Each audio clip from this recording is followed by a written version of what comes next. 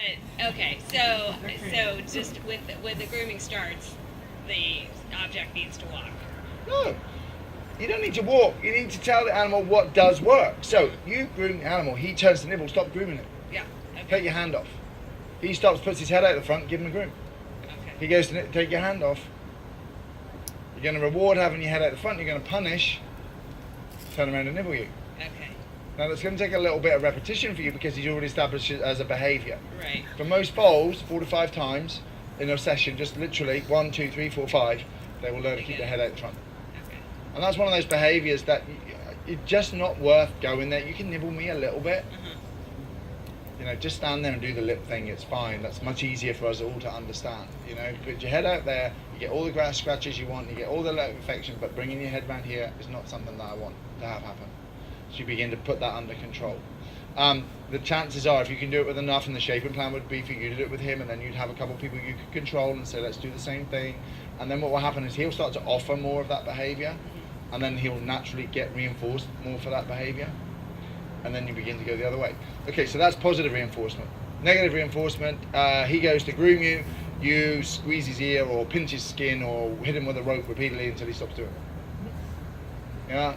Punishment, he bites you, just punch him right in the face, really hard. Don't say I said to do that or to do it. But what I'm trying to establish is you can solve this problem any number of ways. The process is going, which way do I want to solve it and work with it? You know, and that's a classic one. People say, you know, he's biting, what should I do? I say, well, just take a piece of 4x2, and when he bites, you just whack really hard.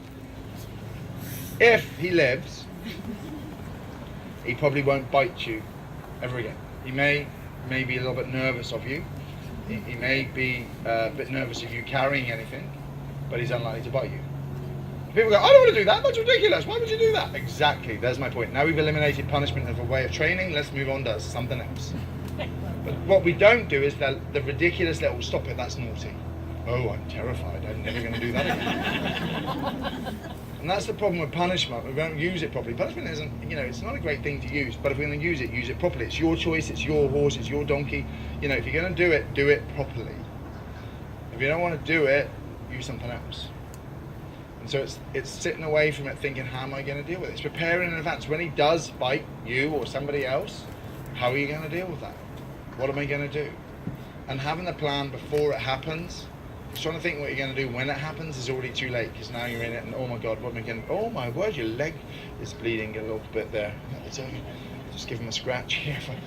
You know, you need to figure that out before it happens. Definitely. Have a plan ahead of time. Yeah, if there's a question, ask. I'm just going for a little pom-pom. Well, my question is this. I'm a beginner at donkeys. So am I. And I can see that. And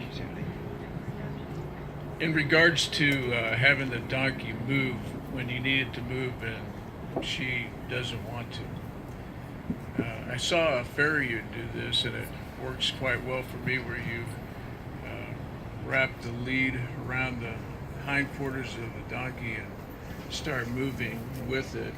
And as it's moving, you're talking to it calmly.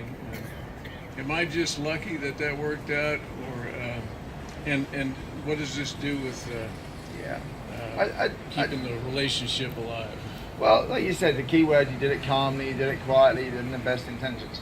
You know, the whole thing I'm trying to get to is there's a number of ways you can get anything done that you want to get done. The question is, do you have to keep doing that? Or can you begin to break it down and not have to put the rope around them? Can you begin to change that and phase it out? You know, we often see people do something and maybe they're using a particular halter or a bit or they're you know, well, we always pick up our leg that way. And you go, but like, do you still need to keep doing that? Yeah, that was a year ago. Maybe you need to do something different. So constantly trying to phase it out, make it easier, practice,